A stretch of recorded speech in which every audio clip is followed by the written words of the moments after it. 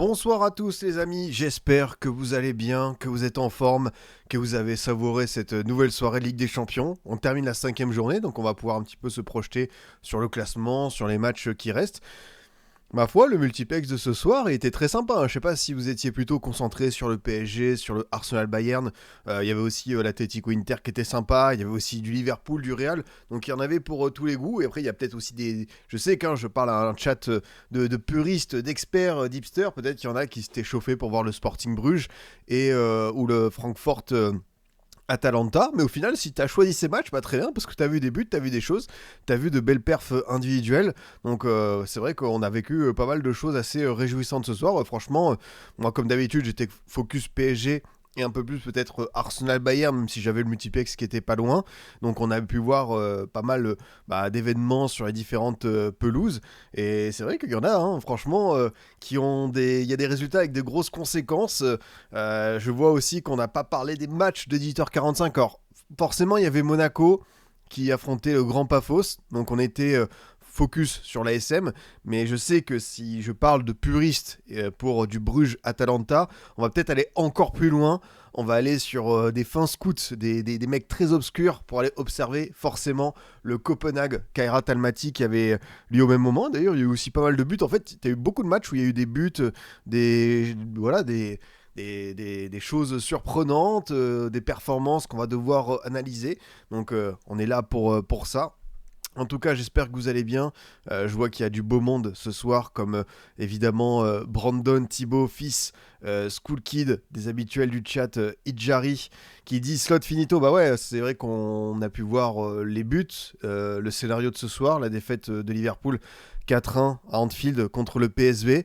C'est encore une grosse défaite pour ce Liverpool-là. C'est une série qui est un peu abominable.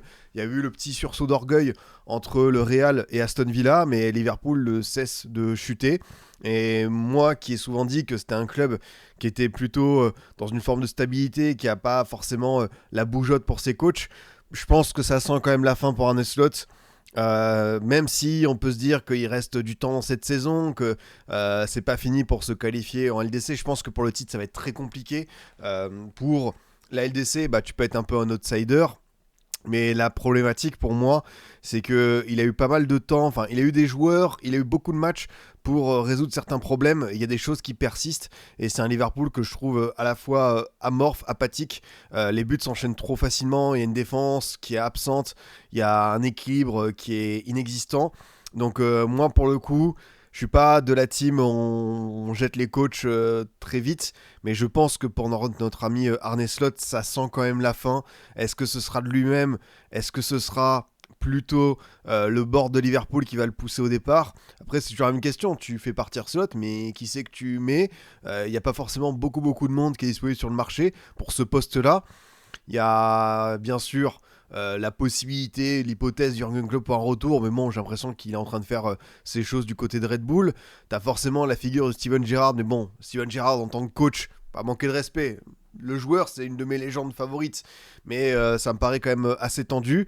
Après, il y avait un mood, il y avait un coup à tenter, forcément, selon le contexte, la dynamique. Xabi Alonso et ses grands copains du vestiaire du Real où tout le monde s'apprécie une fois qu'il y a les photographes qui arrivent. Par contre, une fois qu'il n'y a plus les caméras, tout le monde se met dessus. Donc, ouais, c'est vrai que ça peut être délicat de retrouver un petit peu un coach.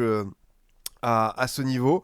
Je salue également Boxigno, Shot, Maël, Ika, Loris, pas mal de petits nouveaux sur le chat, ça fait toujours plaisir de voir de nouveaux visages, de nouveaux blazes. Donc installez-vous, on part ensemble pour une bonne heure de débrief, histoire de revenir sur les temps forts de la soirée, voir un tout petit peu ce qui s'est passé. Et merci évidemment à Postquartz et c'est moi le Batman pour leur petit prime, leur petit sub, ça régale. Et quel match d'Arsenal mes amis? Ouais, le match d'Arsenal, franchement, depuis le début de saison, à part peut-être la défaite contre Liverpool, mais c'était un match un peu bizarre où les deux équipes n'ont pas arrêté de se regarder pendant 82 minutes jusqu'au coup franc de Sobozai. T'as eu ce match contre City qui était particulier parce que City a ouvert le score tôt, mais derrière t'as eu le ballon, ça a été dur pour égaliser, mais tu y es parvenu. Par contre, je trouve que depuis, c'est vraiment un rouleau compresseur, c'est une machine infernale. Alors oui, je sais, je l'ai dit sur Twitter, bon courage pour sortir cette équipe en aller-retour. Et là, j'ai eu une phrase que je pense, je vous ai peut-être sorti 100 fois sur ces débriefs, sur cette émission en live sur YouTube. La vérité du mois de novembre n'est pas celle de mars-avril. Je suis le premier au courant, mais je pense qu'on peut quand même le dire. Là, c'est un constat, à cet instant de la saison. Oui, cet Arsenal est très bien armé, ils peuvent prendre tous les trophées. Ils ont de la marge, ils vont avoir des retours de blessés petit à petit, comme Odegaard, Gyökeres, t'as Gabriel qui était pas là. Donc moi je vous le dis, les gars, ok, on est tous d'accord que le principal c'est d'être là au moment M, à savoir l'écart, les demi de LDC, l'enchaînement un peu terrible en PL qui va arriver au début du printemps. Mais bon, on peut quand même le dire que cet Arsenal pour l'instant fait tout très très bien. Donc moi il n'y a pas de mal à le dire que ouais, cette équipe quoi qu'il arrive, pour les sortir en 180 minutes, peut-être un peu plus, ouais, va falloir y aller quand même. Ce qui est bien, c'est qu'on sait qu'il y a des équipes qui sont capables de le faire. Moi, j'ai dit bon courage pour sortir cet Arsenal, j'ai pas dit que c'était impossible ou injouable. Là, elle est là la nuance. C'est-à-dire qu'il faudra un gros PSG comme c'était le cas quand ils avaient sorti Liverpool, alors que Liverpool avait roulé sur la première partie de saison. Tu peux penser forcément à un truc un peu comme le Cholismo, mais ouais, en tout cas, si cette équipe elle sort Arsenal, bah franchement, chapeau à elle, parce que ce sera une perf XXL, comme le PSG a pu le faire l'an dernier contre Liverpool. Je pense qu'il faut pas non plus trop, comment dire, prendre des pincettes en mode, vous savez les gars, faut un petit peu se préserver. Oh là là, si je dis que cette équipe est incroyable en novembre, si elle se casse la figure en mars-avril, les gens vont me tomber dessus, ils vont aller citer mes tweets et tout. Les gars, je vais pas dire qu'on s'en moque, mais franchement, enfin, c'est pas, y a pas mort d'homme. On parle de foot. Si on se trompe, je me trompe, vous vous trompez, tout le monde se trompe. Et encore une fois, j'insiste, il n'y a pas de mal à dire qu'Arsenal est une équipe impressionnante en ce moment. Après, le principal, on le sait, ce sera de durer. Et comme le dit en plus Batman, bah oui, il y a aussi un très beau rendez-vous dimanche contre Chelsea, avec cette possibilité de voir les Blues, pourquoi pas revenir à 3 points en cas de victoire.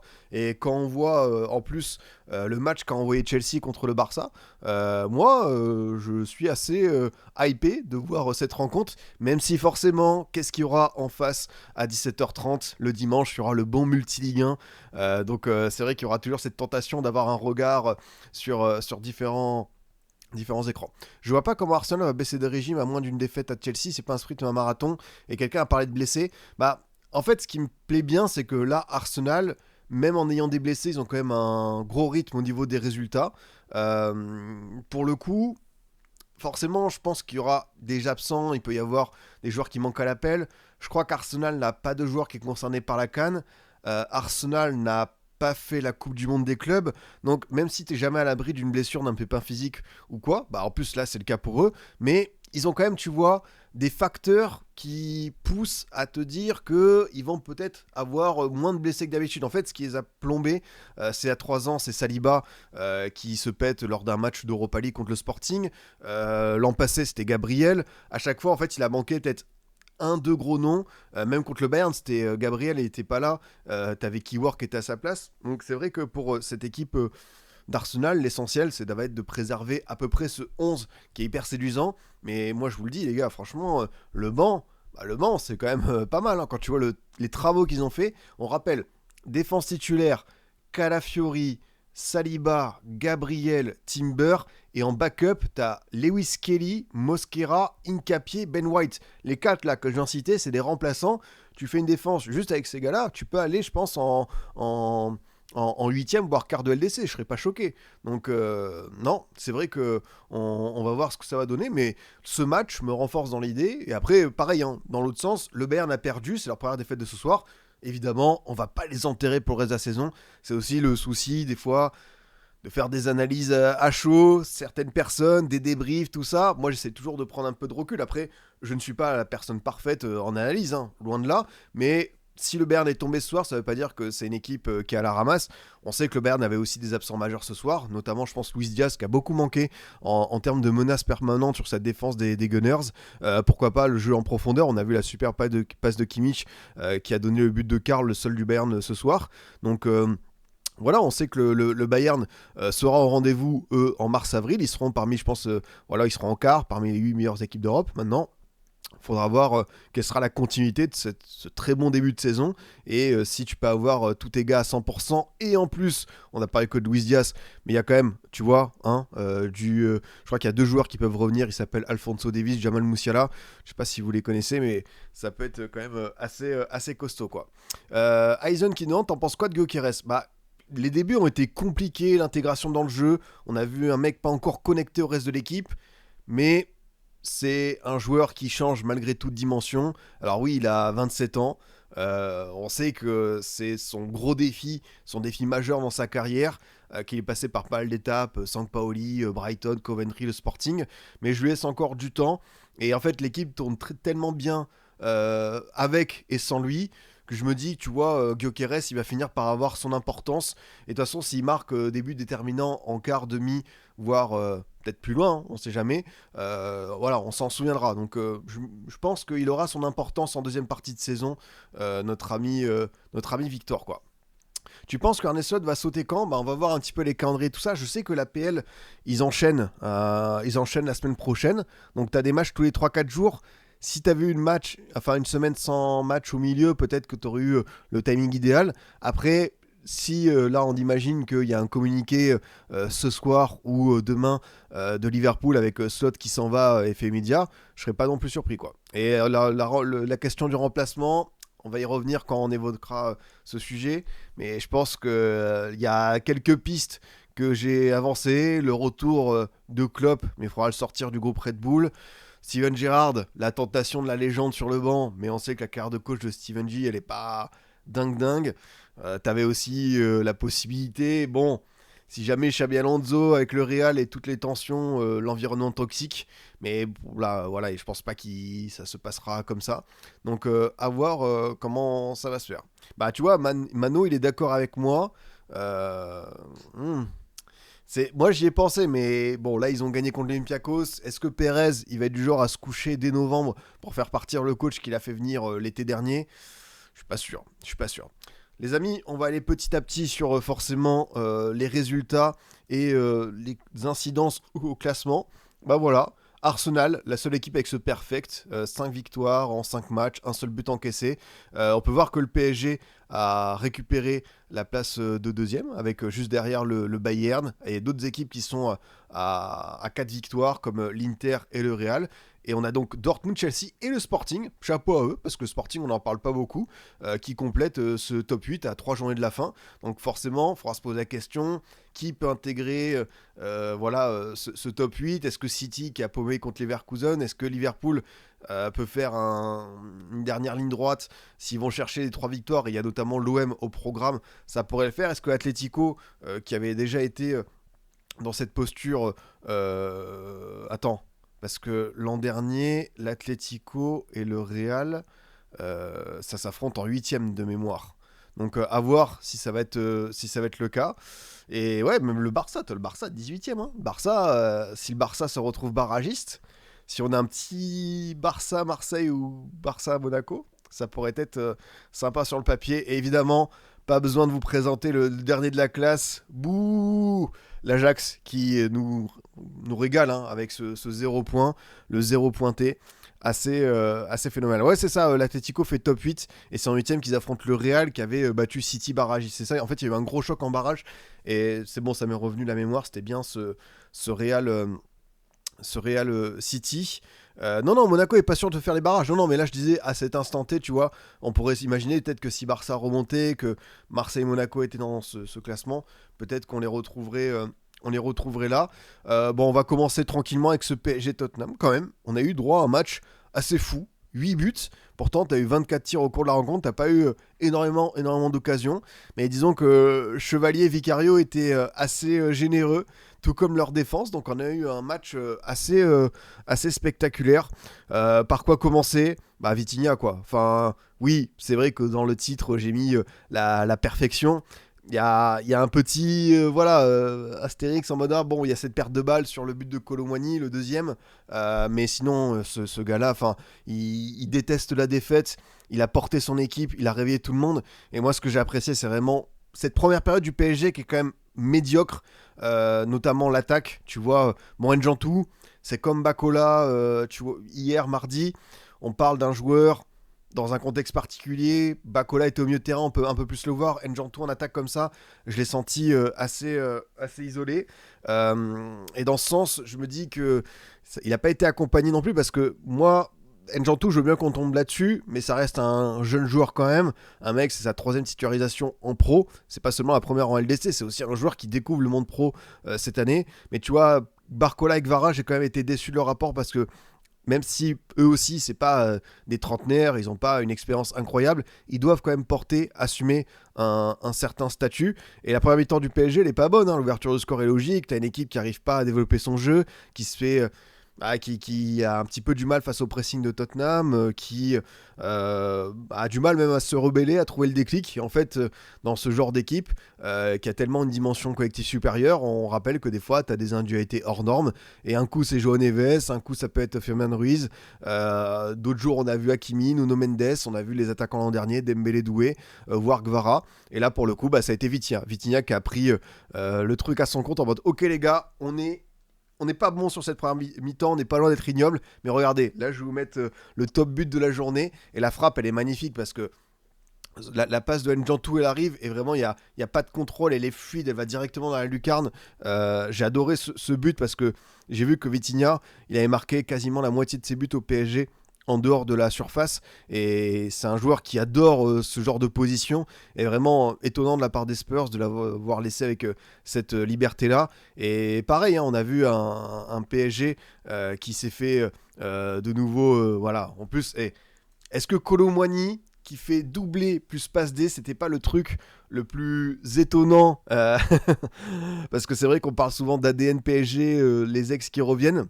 Mais alors là, Kolo Muani qui n'avait pas encore marqué avec sa nouvelle équipe, et surtout il n'y avait pas eu de clause, parce que vous le savez que quand on prête un joueur à une autre équipe, on peut mettre un petit truc en mode bon, si on s'affronte, vous ne jouez pas contre nous. Et là, Kolo Muani, bon, ils ont peut-être oublié ça aurait peut-être évité quelques buts, quelques mauvaises images de chevalier. Et non, lui, il a profité de ça. Après, Kolo Muani, j'ai vu ton message, Nignor, tu disais les gens rigolaient de moi quand j'affirmais qu'il allait aller à la Coupe du Monde. Moi, je suis d'accord avec toi. Moi, j'ai jamais enterré Kolo Muani. Je pense qu'il va plus être dans les petits papiers de Deschamps peut-être qu'un Thuram, parce que Kolo Muani, il a pour lui du vécu dans les grandes compétitions. Coupe du Monde 2022, il a son apport, il rentre contre le Maroc, il marque, il fait également cette super entrée en finale. Au-delà de l'action contre Martinez, j'ai pas besoin de vous la rappeler. Et t'as l'Euro 2024 où il marque contre l'Espagne en demi. À chaque fois qu'on a fait appel à lui en équipe de France, il a été utile, il a marqué un doublé en Belgique. Donc moi, non, je pense que il peut très clairement, Kolo Muani, avoir son mot à dire. Alors, cette histoire de clause, l'an dernier, c'était le cas, parce que Asensio avait été... ils avaient oublié ça. Alors, peut-être que c'est plus le cas. C'est interdit de la part du FA alors qu'en championnat, ok, moi je savais pas. Mais bon, quoi qu'il arrive, c'est quand même rigolo de voir le joueur mis au placard par Luis Enrique qui fait ce genre de match. Après, je suis content pour lui parce que c'est tout sauf un mauvais gars, un mauvais joueur. Il a juste besoin de retrouver le contexte idéal. Juste, ça avait bien démarré, ça a été un peu plus difficile sur la fin. Mais là, on a quand même vu que ok, peut-être qu'à Paris c'est trop haut, mais il peut tellement rendre des services un peu partout. Donc Kolo Muani, c'est le genre de joueur un peu, on peut se moquer trop facilement de lui, et j'ai pas compris ça. C'est vrai qu'il a un masque très particulier. On dirait le masque, vous savez, la partie basse de l'armure, au visage d'Iron Man. Vraiment, moi aussi, parce que j'ai entendu le casque en mode voilà, je pensais à un casque type Petrovic, Chelsea. Mais non, c'était à la suite d'un choc contre United, et il s'était blessé à la mâchoire, donc c'était pour ça qu'il avait ce truc-là. Mais moi aussi, j'étais étonné de voir ce type de masque à ce niveau-là. On dirait un samouraï, ouais, je vois ce que tu veux dire. Pour moi, il y a pas mal de petits trucs où on peut revoir la copie côté PSG. Chevalier, le deuxième but encaissé, c'est pas ça. Alors, pour l'instant, t'as pas de grosses conséquences à ces... Après, c'est toujours particulier d'accabler un gardien en parlant d'erreur, mais en tout cas, il est pour l'instant pas au niveau qu'on attend d'un gardien du PSG. Le principal, c'est, comme on a dit tout à l'heure pour Arsenal, c'est d'être présent en mars-avril 2026. Donc peut-être que d'ici là, il va avoir cette nette progression, et surtout, je pense, se réveiller, parce que ce niveau, il a déjà pu l'atteindre au LOSC. Après, on sait que le job de gardien, c'est pas la même chose à Paris et à Lille. Mais c'est vrai que ça fait beaucoup de buts encaissés, beaucoup d'erreurs. Mais comme je vous le dis, pour l'instant, t'as pas non plus un truc en mode t'as des conséquences directes parce que le Paris a gagné, ils sont à 12 sur 15 en LDC, ils sont leaders en Ligue 1. Donc même si Chevalier a pas ce niveau fou, la comparaison avec Donnarumma, il a du mal à la tenir. Mais voilà, pour le moment, il n'y a pas non plus d'incidence grave. Après, est-ce que Luis Enrique, c'était son choix de gerter Donnarumma pour Chevalier, une question de jeu au pied. Est-ce qu'il va peut-être tenter un petit peu de le faire souffler, de mettre du Safonov, du Renato Marin? On verra, on verra. Mais ce qui est sûr, c'est que c'est encore un match où on sort avec un sentiment mitigé de Chevalier. Moi, je n'enterre pas. Comme je vous le dis, en fait, avec Luis Enrique, si Luis Enrique a une idée derrière la tête, comme ce gars-là est allé au bout en Ligue des Champions, qu'il a deviné pas mal de choses, même ceux qui disent, putain, Mba, il a beaucoup de temps de jeu. On n'est pas aux entraînements, on n'a pas sa confiance, son savoir-faire, ses intuitions. Donc, j'ai envie de lui saluer du temps. Non, le placement de défenseur, parce que c'est vrai qu'on va tomber sur Chevalier, mais c'est vrai que la défense du PSG a été un petit peu tendre. Ouais, c'est vrai que sur certaines situations, il y a eu du laisser aller, parce que, par exemple, le but encaissé sur Richarlison, il y a, comment il s'appelle, Bergval qui fait un superbe travail sur Pacho. C'est rare de voir Pacho, c'est moi-même, j'étais étonné. Pacho, en fait, quand il se fait avoir, ça arrive pas très très souvent. Il y avait eu Ablin avec Nantes l'an dernier. Là, c'est Bergval qui avait fait passer quelques mauvaises secondes. Et là, tu vois, il y a un peu de relâchement parce que Colomagné peut faire sa tête, Richarlison aussi. Bergval peut faire son petit dribble et centrer. Donc, évidemment, Chevalier, on va le cibler parce que, bon, pour beaucoup, c'est une cible facile. Moi aussi, je le dis, je trouve pas encore le costume est trop grand. Mais il y en a d'autres qui peuvent faire un petit peu mieux. En parlant de certaines personnes qui peuvent faire mieux, enfin, je sais même pas si c'est le terme. Lucas Hernandez, Nuno Mendes qui sort blessé à la mi-temps. Tu fais appel à Lucas Hernandez, donc tu as ton titulaire qui se pète.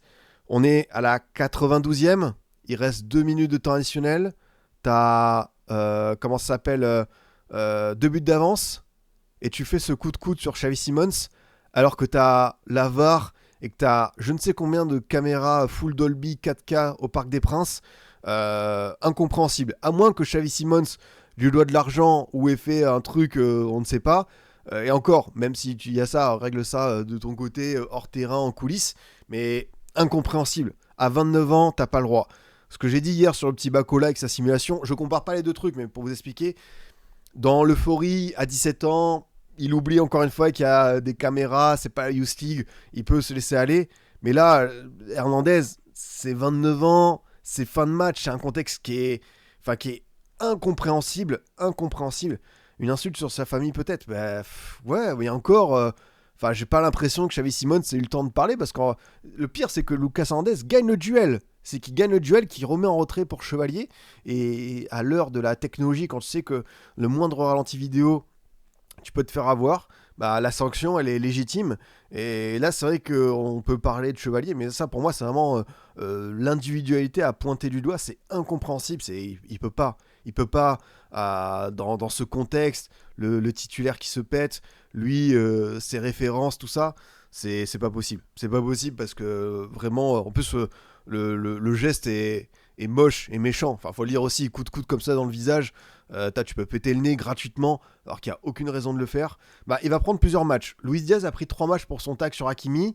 C'était peut-être un peu plus violent. Mais comme c'est un truc comme ça, gratuit, revisionnage VAR, carton rouge direct, je sais pas. Si t'as 2-3 matchs, si ça a fait 3 matchs, je serais pas étonné parce que vraiment, je trouve que c'est un geste gratuit, d'une violence incompréhensible.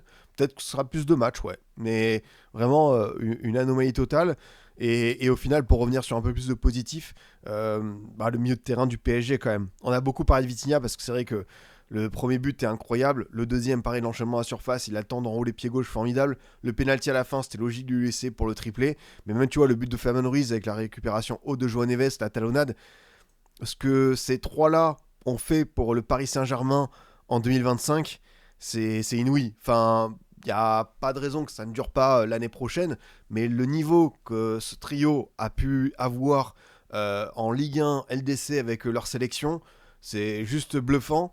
Et on savait que Vitinha avait tout pour atteindre, peut-être pas tout pour atteindre ce niveau-là, parce que quand il est arrivé, voilà, c'était le PSG de Messi, Mbappé, Neymar, c'était particulier, mais on savait qu'il y avait un vrai talent à aller chercher. Joao Neves était arrivé avec encore plus de certitude, il l'a très vite montré. Vitinha, il a fallu attendre un an et demi, mais le joueur qu'il est devenu, je suis juste scotché, quoi. Enfin, on parle d'un élément sentinelle, très propre techniquement, qualité de passe, sa vision de jeu, le métronome. On sait qu'il a aussi cette frappe de balle. On l'a vu mettre à plusieurs reprises des buts comme ça au Camp Nou en 2024, contre Leverkusen récemment. Il a cette frappe de balle très puissante, mais le fait de pouvoir mettre un triplé en tant que milieu de terrain qui évolue au point de basse, j'ai pas beaucoup d'exemples comme ça de milieux qui sont capables de faire ce genre de performance. Vraiment, c'est super fort, quoi. Peut-être qu'il y a du Lampard, du Gerrard, époque Barclays Premier League. Peut-être qu'un Bellingham pourrait le faire. Et encore, c'est pas tout à fait les mêmes postes. Mais non, je suis évidemment bluffé par le niveau que ce gars-là a atteint.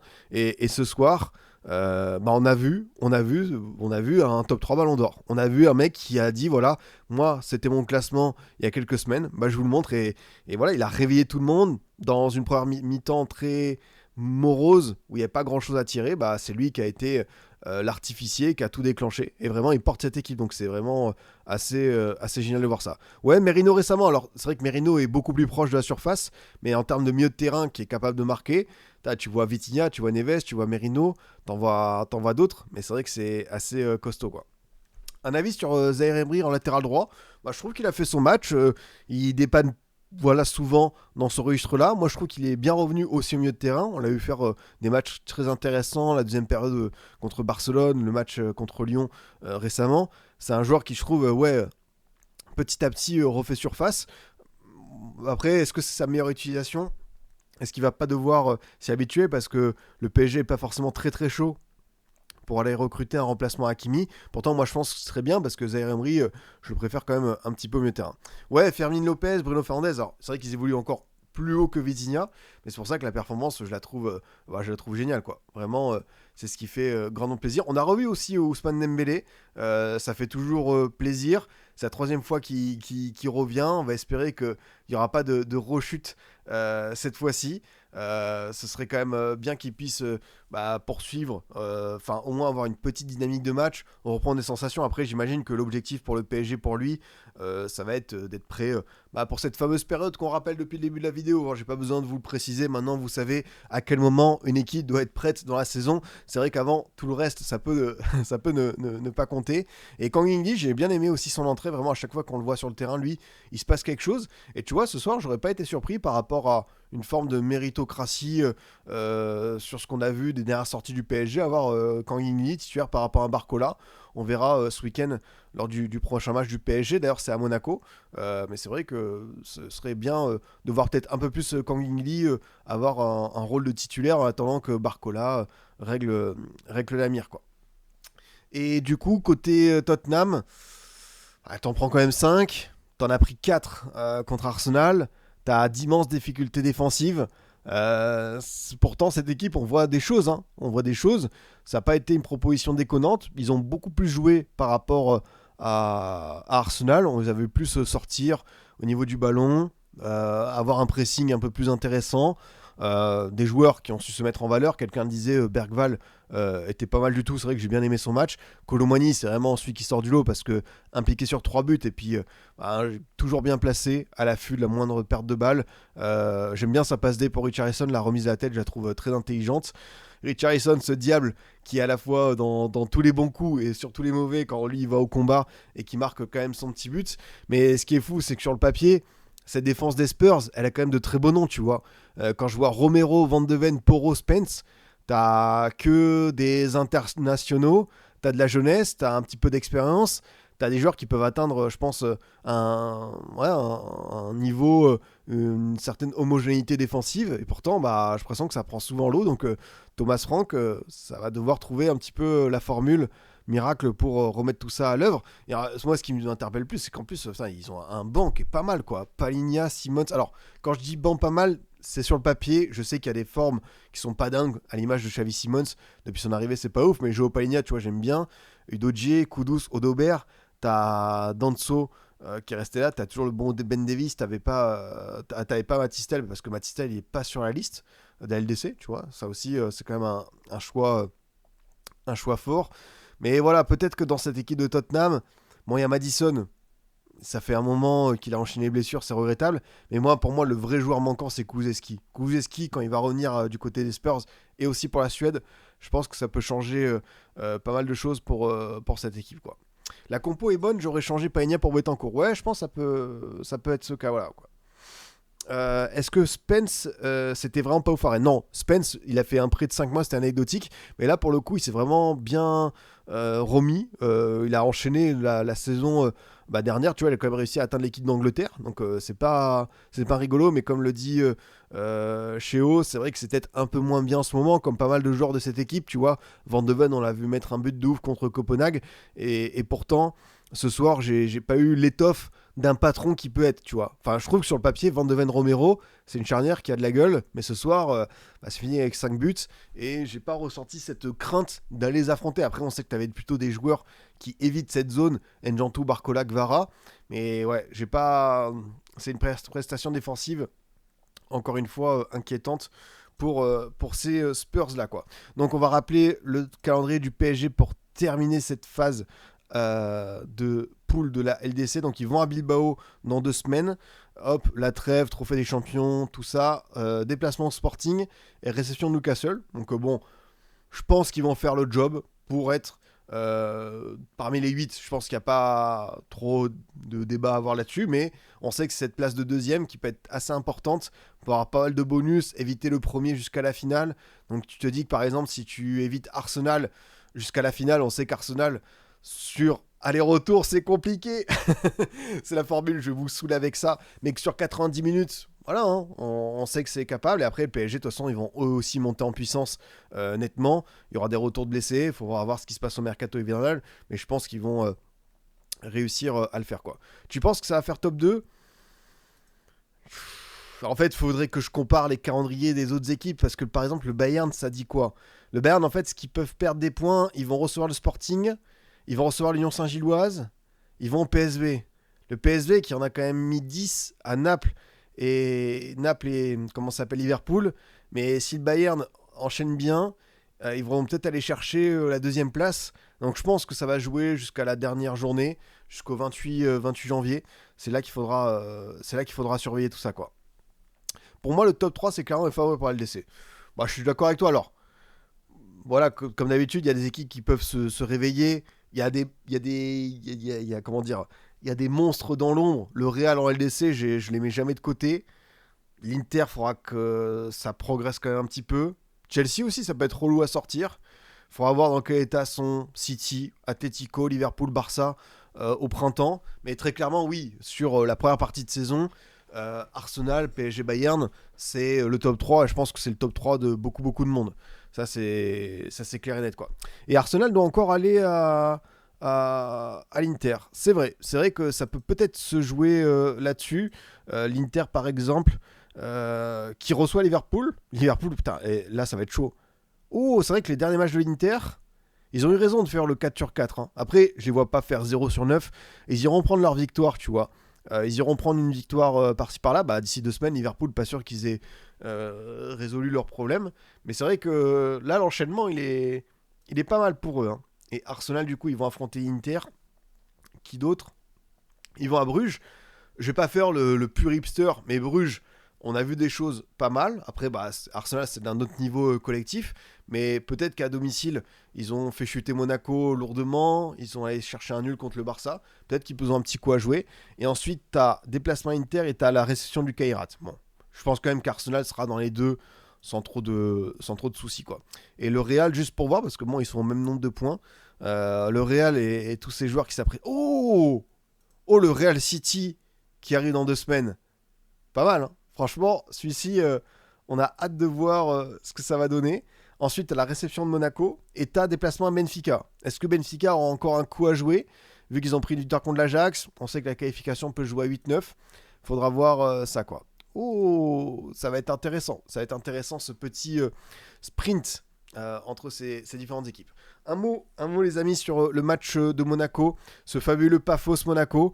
2 points de perdu, très clairement. Une deuxième mi-temps incompréhensible. Le gardien le dénommé Néophytos Mikhail, qui a fait un nombre de cadeaux. Balogun en a profité.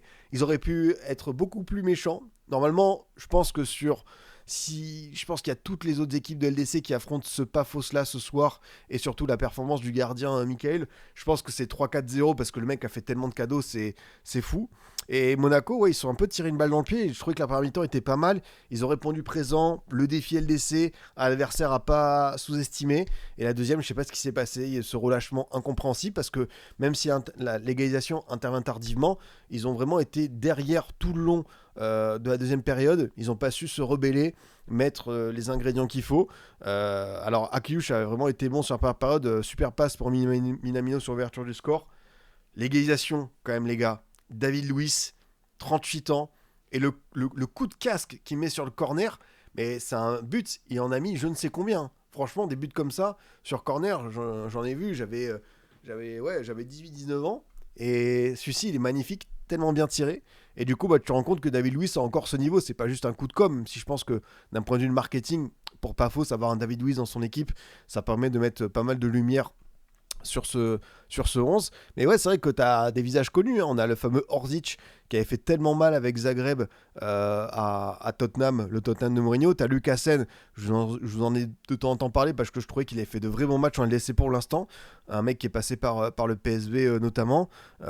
Tu as aussi, pour les suiveurs de Ligue 2, Mons Bassouamina qui a joué du côté de Clermont. Et du coup, bah, pas fausse. Ils ont fait tomber Villarreal, ils sont allés chercher un nul du côté Olympiakos, même si c'est un nom rigolo. Bah, en fait, c'est tout sauf une escroquerie cette équipe. Vraiment, je les trouve à la hauteur de la LDC. Alors peut-être qu'ils vont pas se qualifier, mais ils sont quand même d'un point de vue, classement, ils sont pas largués du tout. Ils sont 24e, tu vois. Ils sont qu'à un point du Barça. Et ils ont le même nombre de points que Marseille, Juve, Monaco. Donc tu vois, ils sont quand même devant des équipes où pas fausse, bah, légitimement, tu pourrais te dire ça va être 32e, 33e, tu vois, dans cette zone-là. Et eux, bah, ils ont perdu qu'un match. Ça gagne pas beaucoup, mais ils sont vraiment intéressants. Franchement, c'est une équipe, je les mets assez haut dans mes coups de cœur parce que je pensais pas qu'ils allaient autant nous offrir en termes de propositions. Et on sait que leur coach, c'est un ancien adjoint d'Unai Emery, il a fait une dizaine d'années avec lui, il a fait des succès notamment en Europa League avec Séville, donc ça se connaît très très bien, il y a une réelle connexion entre ces deux personnalités, et je peux reconnaître, je vais pas dire une patte Emery, mais je vois une équipe qui ne subit pas à chaque fois son sort et qui est vraiment intéressante sur le papier. Alors, le programme de Paphos. Alors, Paphos, tu veux le programme complet parce que ce dimanche, ils affrontent Enosi Neon Ipsona Digenis. Hop, c'est vraiment le nom d'une équipe apparemment. Ensuite, Lakritas Shrokaras, déplacement à la Juve. Ensuite, on retrouve les autres copains de Enosis Neon Paralimini. T'as le choc, le Paphos Apoel. Ensuite, tu vas chez l'Apollon Limassol. Ensuite, Paphos reçoit, et attention méfiance, l'Omonia Aradipou. Et derrière, oh le Blaze, le Blaze il est incroyable. Tu vas chez l'Olympiakos Nicosie. Olympiakos Nicosie, t'as envie de faire une carrière FM avec eux. Le nom du club se suffit à lui-même. Après, tu vas à Chelsea. Aïe aïe aïe, ça va pas être simple. Tu reçois l'AEK Larnaca. Et dernière journée, tu reçois Slavia Prague. Est-ce que entre la Juve, Slavia, Chelsea, tu peux prendre des points? Ouais, pour moi, ils peuvent battre le Slavia par exemple à la maison. Après, il faudra voir. Hein, s'ils sont à 9 points, bah, ça pourrait leur permettre de se qualifier. Évidemment, un dernier pour la route, juste après, le 31 janvier, qui va affronter Paphos? C'est Diable de Lednonikos Akna.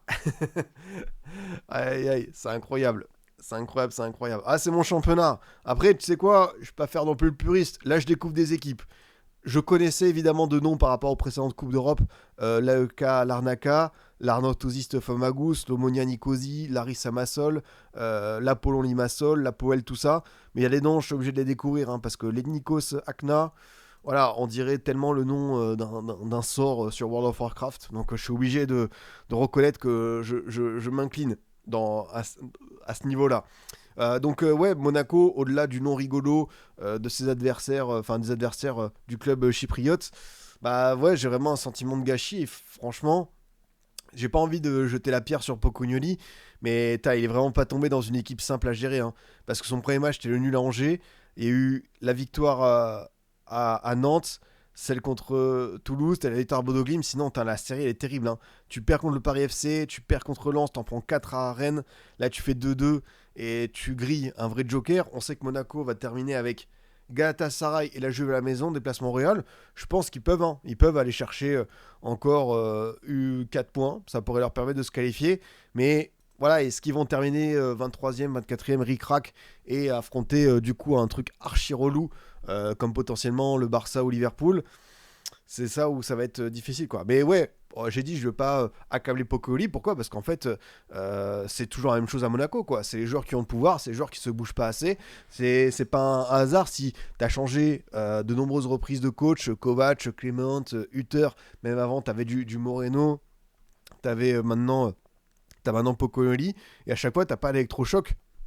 Tu peux avoir des petits résultats sympas, des dynamiques. On sait que Monaco a été un spécialiste à un moment donné des fins de saison boulets de canon, mais tu sens quand même qu'il y a un truc plus profond que l'entraîneur et qu'il faudra un jour se poser autour d'une table, Ribolo, Flef, Thiago Scuro, tout ça, et se dire qu'est-ce qu'on fait pour arranger cette situation et ce sentiment que Monaco n'arrive pas à se bouger, quoi. À se faire un truc, quoi. Le stade n'est pas homologué à Paphos. Il jouait dans un stade à Limassol, du coup, et très drôle aussi parce qu'à la fin de match, t'as Salissou qui marque contre son camp et qui a eu le trophée du match, ce bon vieux Salissou. Et pourtant, tu vois, l'équipe, je trouve qu'il y a quand même des retours de blessures. Tu vois, t'as Khalechi qui est là, t'as Vanderson aussi, t'as Camara Zaka au milieu de terrain, t'as Golovin qui de nouveau enchaîne en titu. En vrai de vrai, ils ont récupéré du monde. Mais même si avec, et on disait attention à l'infirmerie, même avec ce truc-là, des mecs qui reviennent, t'arrives pas à avoir ce petit supplément d'âme pour aller battre Paphos, ou même t'as juste pas le niveau pour battre Paphos, parce que c'est même pas un match nul volé de la part des Chypriotes, c'est qu'ils le méritent. C'est là où je me dis que c'est quand même inquiétant, et je sais pas, enfin les gars, au bout d'un moment, c'est la Ligue des Champions, c'est Monaco, c'est un club prestigieux, il y a un truc à défendre, et ils sont... En première mi-temps, ils étaient là, mais en deuxième mi-temps, je sais pas ce qui s'est passé. Ils ont vraiment... ils sont sortis de leur match. Ouais, c'est vrai que Maxi, t'as raison. Salissou, il a eu le trophée du match CSC, c'était juste pour dire que ça peut être étonnant, mais c'est vrai que défensivement, il en a dégagé pas mal, et ça peut se comprendre, quoi. Pas faire entrer Pogba, c'est illégal. Alors, Pogba, je pense qu'on le reverra dans des contextes plus opportuns peut-être qu'un match de LDC où tu dois aller chercher une victoire où ça peut être tendu en fin de match. Je sais pas pourquoi, je sens peut-être une titularisation en Coupe de France. Ça va arriver en un mois, dans un mois. Et ouais, comme tu le dis, c'est vrai que Mister Valou, le tacle de Zaka sur toute la réaction, je sais pas si vous l'avez vu, mais Zaka à 94e qui tacle et le ballon il revient sur la main et la main elle est vraiment décollée. On a vu d'autres situations un peu bizarres. Alors, le Ederson de l'Atalanta contre l'OM, ça n'avait pas sifflé. La main de Medina, ça s'était sifflé. Il n'y a pas uniformité, quoi. Non, non, Pogba, il est bien dans la liste. Hein. Pogba, il a bien été inscrit. Bah, comme il est formé en France, ça fait un truc sympa pour la liste UEFA. Donc, il était bien présent ce soir, quoi. Donc ouais, c'est la même main que l'Atalanta dans un autre registre parce que c'est un joueur qui est couché. Ederson était debout. Mais c'est... Si ça avait été sifflé, bon, est-ce qu'il y aurait peut-être pas eu scandale, quoi. Donc vraiment un gros regret pour la SM parce que, comme je vous le dis, je trouvais que la première mi-temps était très intéressante. Ça remuait bien entre Minamino, Golovin, Akiush, Balogun qui a été chirurgical sur le cadeau du gardien adverse. Tu sors de ça avec l'avantage. T'es pas trop mis en danger. Et la deuxième mi-temps, ils ont pas joué un match de Ligue des Champions. Ils étaient la tête ailleurs. Et je sais pas, peut-être qu'ils pensaient déjà au PSG en Ligue 1 parce qu'on sait que la situation de Monaco en championnat n'est pas simple du tout. Mais pour moi, si tu veux sauver ta saison, c'est peut-être la LDC. Hein. Si tu fais un parcours, allez, si tu vas en 8ème, on sait jamais. Hein, ça peut être le cas avec un tirage au sort pas trop dégueu. Mais ouais, Monaco choisit ses matchs, ses minutes. Ouais, des fois, je me dis que ces gars-là, ils choisissent même leurs secondes. Hein. C'est leurs actions, c'est quand ils ont envie de se donner à fond, ok. Mais trop souvent, c'est soit c'est trop tendre, soit c'est, comment dire, je vais pas dire que c'est du jeu m'en foutiste, parce que je n'ose pas croire que des gars comme ça, qui sont dans une équipe qui est qualifiée souvent en Ligue des Champions, qui est un top 3 régulier en Ligue 1, prennent ça par-dessus la jambe. Mais au bout d'un moment, il va falloir se poser des questions sur ce qu'ils ont envie de faire, ou sur ce qu'ils ont envie de laisser comme empreinte à Monaco. Parce que pour beaucoup, c'est compliqué. Ça, c'est clair et net. On avance les amis, avec forcément un gros temps fort, le choc entre Arsenal et le Bayern, un match qui a tourné en faveur des Gunners, avec comme toujours, pas besoin de vous présenter le petit classique, le but sur corner, avec Timber qui vient devancer, notamment Neuer, avec au passage, voilà, c'est la stratégie, Petit écran sur le gardien, petit coup, mais c'est pas sifflé. C'est à la limite de la règle. Si ça avait été sifflé, je pense que ça aurait pu s'entendre. Mais on sait qu'Arsenal maîtrise très bien cette zone grise entre ce qui est acceptable et ce qui ne l'est pas. On savait aussi que c'était un petit point faible du Bayern de cette saison. Un des très rares, c'est les coups de pied arrêtés. On a vu notamment contre Fribourg qu'ils avaient encaissé des buts là-dessus. Et merci beaucoup à Udax pour son petit message. C'est un grand plaisir pour moi, évidemment, de pouvoir accompagner tout ce beau monde en podcast sur YouTube. Voilà, en audio sur la route quand vous êtes tôt le matin pour aller au taf ou en cours. Donc ouais, le Bayern avait quand même cette petite faiblesse dans ce secteur et ils l'ont bien exploité.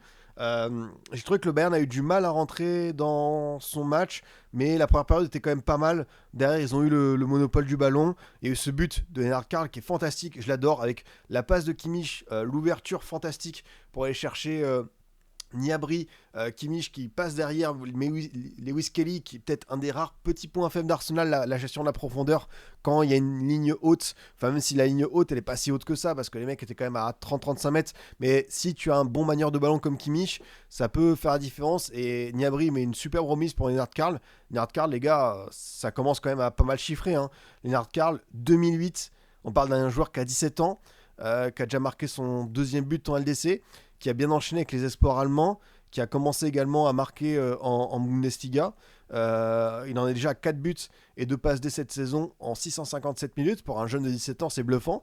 Et je pense pas que ce soit une grosse take, je pense pas que ce soit le populaire opinion du siècle, mais je pense que Lennart Karl sera la Coupe du Monde 2026 avec l'Allemagne. Je pense que ça pourrait être pas la surprise de Alex Nagelsmann parce qu'on le voit venir quand même gros comme une maison, que ce joueur sera parmi les 26 Allemands. Mais en tout cas, chapeau, parce que on se disait cette équipe du Bayern n'a pas forcément eu un gros mercato en termes de profondeur de banc. T'as eu Nico Jackson, t'as eu Luis Diaz qui était là pour être titulaire, mais en attendant que Musiala revienne, peut-être que ça manquait un peu de profondeur, de profils différents sur le front de l'attaque. En fait, c'est vrai que le Bayern a toujours eu un bon centre de formation historiquement. Peut-être qu'ils ont un peu moins sorti de joueurs récemment, hormis Musiala, même si tu as eu Pavlovic quand même aussi qui est pas mal du tout. Peut-être Stanisic aussi, hein. Je sais plus s'il est formé au Bayern, l'ami Stanisic. Mais en tout cas, voilà, il y a quand même un travail à faire au niveau de la formation du Bayern. On sait que Kenalidis, t'imagines s'ils avaient gardé Kenalidis qui est parti à la Juve à 15-16 ans, ça aurait été quand même assez costaud de le voir de sa part. Alors Stanisic, il est arrivé quand ? Il est formé au Bayern, 2017, donc après il est arrivé à 17 ans, donc peut-être que certains ont considéré ça comme de la post-formation, mais c'est quand même pas mal du tout d'avoir ce joueur-là. Et Aleksandar Pavlovic, lui pour le coup, c'est Bayern depuis 2011, donc lui, il n'y a pas trop de doute là-dessus, mais tu vois, le Bayern, franchement, la formation, ça commence à bien porter ses fruits. Oui, on a parlé du crack Lennart Karl, mais j'ai vu aussi que Max Doman, je vous invite à aller voir le but qu'il a mis en Youth League, on dirait... pour ceux qui s'en souviennent, un des buts que Neymar a mis lors d'un de ses premiers matchs en Ligue 1, je crois, contre Toulouse, où il dribble 2-3 mecs, il fait une roulette dans la surface et il termine par une finition. Max Doman a fait la même. Le mec a fait 2-3 crochets, une roulette, puis petit piqué. Le but est sensationnel. Et on sait que Max Doman, c'est très très jeune. On parle d'un joueur qui va avoir 16 ans. Là dans quelques semaines, donc Arteta lui a donné pas mal d'entrées. Il n'a pas encore un temps de jeu conséquent, mais c'est normal, c'est très très jeune et en plus tu as du monde devant lui. Mais Max Doman, je pense qu'on est tous à peu près sûrs que ce gars-là va avoir des opportunités plus concrètes. Et en plus, comme tu le dis, Batman, Arsenal a aussi lancé le joueur le plus jeune, dans cet ordre c'est mieux, le plus jeune de l'histoire de la Youth League, Luis Munoz, 13 ans. Je sais pas ce que vous faisiez à 13 ans, vous, est-ce que vous jouez la Ligue des Champions des jeunes ? Moi, je pense que j'étais sur Pokémon Diamant Perle, à essayer de faire évoluer mon Riolu en Lucario, et de trouver, je crois que c'est la pierre Aube ou la pierre Éclat, pour faire évoluer, comment ça s'appelle, Kirlia, en Galam. Voilà, c'était ça mes objectifs, les gars, de vie. C'était pas de rentrer en Youth League. Et tant mieux pour lui, parce que c'est une trajectoire qui est assez dingue. Ah voilà, je sais que depuis que j'ai fait une ref où j'ai comparé, comment ça s'appelle, Nice à Colossinge. Je sais que j'ai des fanats de Pokémon et c'est bien la pierre aube. Ouais, vous êtes vraiment des tarés, les gars. Pour la trouver aussi direct. Moi, j'ai besoin d'un petit souvenir quand même, tu vois. Pierre éclat, pierre aube. Je sais qu'il y a aussi la pierre nuit, pierre glace, pierre lune, pierre eau, pierre foudre, pierre feu, pierre plante. Y en a pour tous les goûts, hein, vraiment. Et même la pierre dure pour augmenter les attaques roches. Voilà. Et même du pierre sage, si vous voulez aussi. Pour revenir à cette question d'Arsenal-Bayern, ouais, comme je vous dis, tu as eu ce but, cette égalisation qui est pas mal parce que tu te rendais compte finalement que le Bayern pouvait aussi marquer en 2-3 passes et c'est pas mal, surtout face à la meilleure défense d'Europe. Par contre, au retour des vestiaires, la deuxième mi-temps qu'a envoyé Arsenal, c'est là pour le coup, c'est la perfection. Là, il n'y a rien à dire. Ça a été un niveau assez incroyable. Tactiquement, c'est très bien rodé, grosse maîtrise. Défensivement, ils ont laissé très très peu d'espace et de marge aux attaquants du Bayern. On retrouvait quand même Olysée, Kane, Gnabry, trois hommes forts du début de saison. Même si Luis Diaz n'est pas absent. Et je redis, je pense qu'il a manqué ce soir dans la folie qu'il peut apporter dans son couloir. Quand je parle de folie, c'est quand il a une folie positive. Pas la folie quand il va tacler par derrière Hakimi. Et tu as pu voir que vraiment cette équipe d'Arsenal, elle a su saisir les opportunités avec le but de Madueke qui a marqué son premier. Le centre de Calafiori est vraiment magnifique. Lui qui est rentré en cours de match. Et c'est ça que tu vois l'apport du banc d'Arsenal. Je le redis, mais ce soir tu peux faire rentrer White, Odegaard, Martinelli, Madueke, Calafiori. T'as Hincapié, Norgard, Nwaneri qui restent sur le banc. Et t'as encore Gyökeres, Gabriel. T'as vraiment du beau monde qui va encore revenir. Havertz, peut-être Gabriel Jesus dans un autre registre. Vous imaginez les gars, c'est fort quoi. Enfin vraiment, c'est là où je me dis que cette équipe, on peut être assez optimiste pour le reste de la saison. Là ça se passe très très bien. Est-ce que ça peut avoir le fameux petit grain de sable, le petit caillou dans la botte? Oui, ça peut toujours arriver. Le football, c'est imprévisible. Il suffit que tu aies une défaite où déjà tu commences à tergiverser. Là, tu as Chelsea qui arrive dimanche. Tu peux avoir 2-3 blessés, tout ce que tu veux. Mais pour le coup, tu dis qu'ils ont encore de la marge parce que justement, tu as des retours de blessés qui vont en faire grandir, enfin glow up cette équipe. Gabriel, dans ce registre, c'est top 3 des défenseurs dans le monde. Tu peux avoir le 9 qui peut te mettre des buts quand il faut, Gyökeres, même si tout n'est pas parfait, encore une fois, je le redis, sur son arrivée à Arsenal. T'as Havertz aussi qui a fait pas mal de belles choses. T'as Merino, de toute façon, on a cité pas mal d'attaquants, lui il peut faire le job, hein. Ça, il n'y a pas de souci, il a encore fait un très très bon match ce soir. Après, oui, je suis d'accord avec toi, Claudie, hein, le seul adversaire d'Arsenal, c'est eux-mêmes, mental en mousse quand faut clutch. Alors, c'est vrai que ça peut peser, il y a aussi des absents majeurs, mais là, j'ai l'impression. Après, ils vont y arriver un jour à remporter de nouveau ce trophée majeur qui leur manque depuis les Invincibles de 2004. Ça va arriver. Ils vont gagner, ils vont péter à une LDC, ils vont péter à une PL. C'est le sens de l'histoire. Est-ce qu'ils sont prêts dès cette saison? T'as quand même pas mal d'indices qui te font dire que oui. Après, voilà, on a suffisamment débattu de ça. Il peut se passer beaucoup de choses. Il faudra être là quand il faut au printemps. Mais ce que j'ai vu en deuxième période m'a conforté dans l'idée que c'est pas simple quand même de jouer contre eux et qu'il va falloir vraiment sortir 2 matchs très très costauds en aller-retour ou alors une finale si ça fait le cas. Je prends le pari, Arsenal ne va pas en quart de LDC et fait deuxième de PL. Waouh. Est-ce que ça voudrait dire qu'Arsenal termine premier? Enfin, Arsenal va sans doute terminer parmi les... ils sont déjà top 8, je crois. Ils sont insérés les top 8. C'est-à-dire qu'ils seront pas barragistes.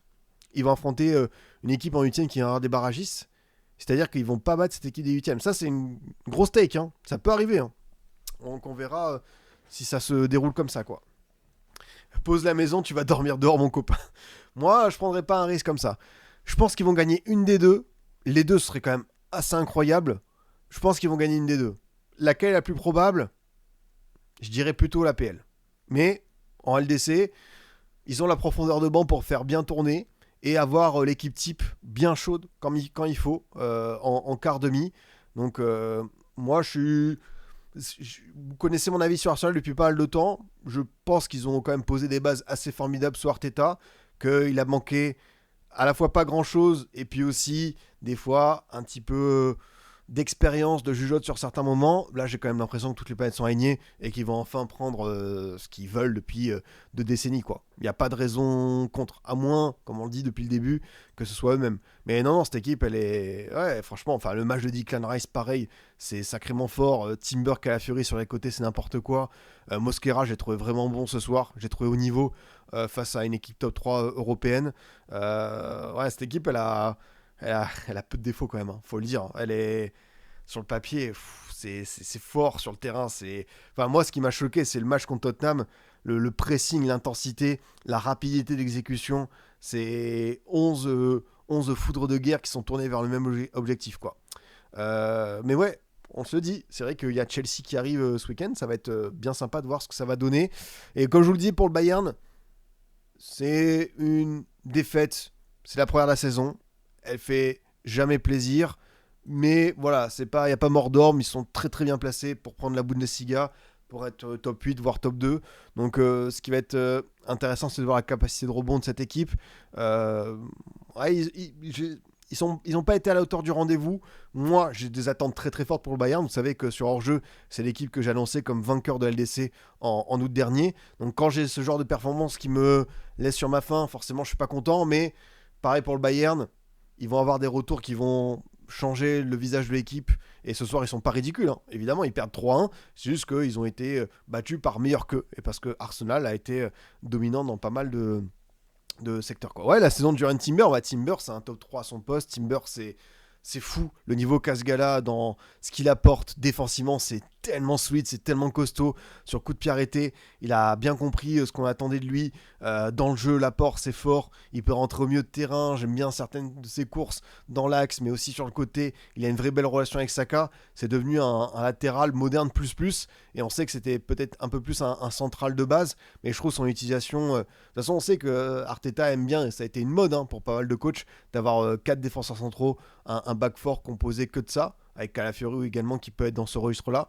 Mais ouais, et pour répondre à ta question, Hugues, ouais, le match en replay, il vaut le coup. Franchement, on a vu de très belles choses. C'était pas un match ennuyeux, et jusqu'à deuxième période, en plus, qui te fait dire qu'Arsenal a atteint un sacré niveau. Ça, c'est clair et net, quoi. Et dire que c'est sérieusement pété. C'est vrai que Timber, en plus, son histoire a été terrible. Recruté 45 millions, c'était un des, peut-être, chaînon manquant dans ta défense. Et bah voilà, il est vraiment bien revenu des croisés. Donc, extrêmement, extrêmement costaud. Franchement, ce Timber-là, je suis d'accord avec toi, il fait partie des meilleurs joueurs du début de saison. Ça, c'est clair, c'est clair et net.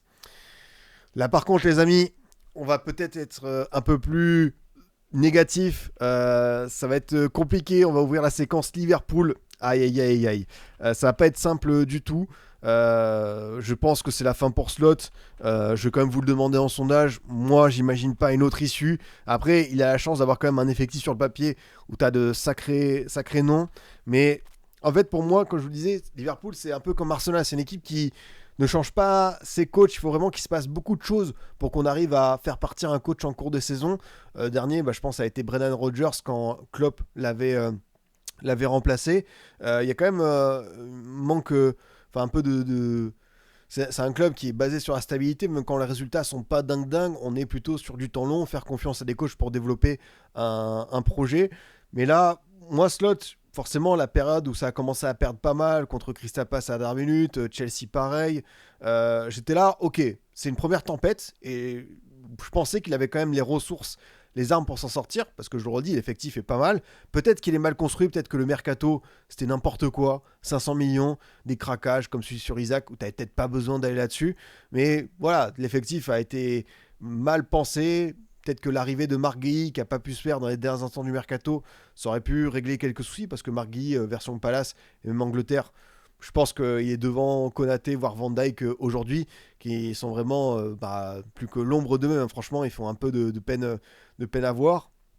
Et du coup, comme je vous le disais, Slot, voilà, il a eu ses premières défaites, c'était pas simple. Pour lui, de toute façon, l'an dernier, ça s'est tellement bien passé. Il était quasiment sûr d'avoir la PL dès février-mars. Il s'est fait sortir par le PSG en 8ème. Voilà, ça a été l'ombre au tableau. Il y a eu aussi Plymouth en coupe. Mais il a atteint un objectif qu'on désire du côté de Liverpool, c'est remporter la Première Ligue. Et là, c'est vrai que c'était Mercato, quand même, on gommait pas mal de pages, de chapitres Klopp. Il y a encore des vestiges de cette ère. Tu vois, tu as encore Salah, Van Dijk, tu as également McAllister, tu as aussi Gravenberch, même si c'est, tu vois, notre ami Slot qui l'a fait atteindre un très bon niveau. Tu as Slobozai, Kakbo, tout ça. Mais c'est vrai qu'on sentait que c'était vraiment l'ère Arne Slot qui s'ouvrait pleinement. Et là, pour le coup, c'est quand même difficile. Moi, je peux comprendre parce que il y a deux trois individualités qui sauvent leur saison pour l'instant. Sobozai, Gravenberch, même Ekitike, que je trouve vraiment pas ridicule et intéressant. Mais quand tu as autant de joueurs, déjà collectivement, tu es capable de prendre autant de valises, d'être un peu inexistant dans le jeu, de ne pas avoir de continuité. Ça, c'est un souci. Mais pour moi, ce qui m'interpelle le plus, c'est que tu as tellement de joueurs qui sont en dessous de leur niveau habituel. Alors peut-être que tu as des joueurs qui sont en bout de course. Ça, là, on peut forcément y penser. Van Dijk qui a 34 ans, tu vois, il faut quand même aussi se poser peut-être une question parce que avoir 34 ans en Liga, en Serie A, c'est pas la même chose qu'en PL, même si certains vont me dire que oui, Thiago Silva, il est arrivé à Chelsea avec un certain âge, mais Thiago Silva, il avait fait avant d'autres championnats. Van Dijk, ça fait longtemps, entre Southampton et Liverpool, qu'il enchaîne la Première Ligue, donc peut-être qu'une dizaine d'années dans ce championnat, ça peut être un petit peu fatigant. Ouais, Van Dijk, la main qu'il fait, c'est incompréhensible, franchement, je suis comme toi, je capte pas... Je capte pas le délire. Et quand je vous dis, en fait, moi, ce qui me pose problème avec Slot, c'est qu'au-delà de ce collectif qu'on ne revoit pas de l'an dernier, c'est aussi que tu as beaucoup de joueurs qui individuellement ont une chute de niveau vertigineuse. Parce que là, on va se concentrer sur les poids lourds. Salah et Van Dijk. McAllister, j'ai du mal à le reconnaître. Il est pas non plus ignoble. Ne me faites pas dire ce que j'ai pas dit. Mais je trouve moins bon que certains de ses standards. T'as des recrues qui sont pas encore là. Tu vois, type Kerkez. C'est compliqué pour lui. J'ai pas besoin de vous dire aussi que Wirtz, c'est pas ça. Isaac aussi, il n'y a pas besoin de dessin. Beaucoup de joueurs pour qui c'est compliqué. Frimpong qui a eu ses blessures. Ouais, du coup, tu te retrouves avec une équipe. Sur le papier, tu vois, c'est quand même pas mal. Enfin, normalement, Madarjvili, Sobozai, Konaté, Van Dijk, Kerkez, Jones, Gravenberch, McAllister, Gakpo, Ekitike, Salah, pour battre le PSV de Peter Bosz, ça devrait, tu vois, être le cas. Mais c'est pas foufou. Et du coup, tu te retrouves un peu plus dans le durant LDC. Là où tu as été épargné jusque-là, parce que tu avais une défaite contre Gala. Là, tu es avec deux défaites, donc tu vas devoir t'employer pour aller chercher les points qu'il faut pour finir top 8. Sinon, ce Liverpool-là pourrait être barragiste. Et ce serait légitime. Tu es 11e en PL pour une équipe qui a un statut de champion en titre et qui a beaucoup dépensé. C'est un peu lunaire. Donc tu vas te déplacer à l'Inter. Tu vas à Marseille et tu reçois Karabag. Du coup, tu vas devoir aller t'employer pour chercher des points qui vont te manquer dans la besace, quoi. Non, mais il y a beaucoup de joueurs. Je suis comme vous, je comprends pas. Et quand je vous le dis, je suis pas du genre à accabler le coach parce que il y a souvent beaucoup de problèmes en dehors du technicien quand ça se passe mal. La fin pour Slot, non, vous êtes quand même 58% à voir que c'est pas tout à fait fini. Moi, je me range quand même du côté des 42%. Il y a peut-être un truc qui s'est cassé. Je pense qu'il y a un truc qui va pas pouvoir se résoudre dans ce sens pour cette équipe, quoi. Il y a tellement un monde où on doit jouer la qualif contre Karabakh dernier match. C'est même pas un monde, je pense que ce sera assez probable. Alors, si tu vas prendre ta victoire contre l'Inter et Marseille, peut-être que tu auras ce top 8 qui pourrait être rassuré. Mais bon, on verra à quelle place tu as envie de finir, quoi. Le vrai souci, c'est vrai que pour remplacer Slot, t'as pas forcément beaucoup de coachs qui sont dispo sur le marché pour peut-être, tu vois, te satisfaire en mode, bon, si on t'échelote, est-ce qu'on peut récupérer mieux sur le marché ? C'est là où ça va être peut-être un peu plus difficile. On va pas faire la liste des entraîneurs français. Je pense que vous la connaissez très bien. La liste, elle est rigolote. Bon, là, j'ai pris les entraîneurs avec 3 points. Les coachs avec la meilleure moyenne. T'as Ten Hag qui a 2,04. T'as Xavi qui a 2,12. T'as Lolo White. Je sais pas s'il a encore envie d'entraîner. Après, t'as des entraîneurs, tu vois, un peu estampillés Bundes. On sait qu'ils aiment bien ce genre de profil. Marco Rose, Edin Terzic. J'ai du mal à y croire. T'as Franck Debourg, dédicace à notre ami Mourinho. T'as Demichelis, Bruno Lage. Après, là, on va peut-être pas trouver le profil idéal. Joachim Le, Marc Van Bommel, Jürgen Klinsmann, Fernando Santos, Fadi Terim, Steven Gerrard, tu vois, qui n'a plus de poste depuis le 30 janvier 2025. Est-ce que finalement, tu vas pas sur un choix d'intérim, un peu comme ce qu'a pu faire Chelsea avec Lampard, en mode, bon, Là, Slot, ça va pas. On va tenter de trouver un pompier.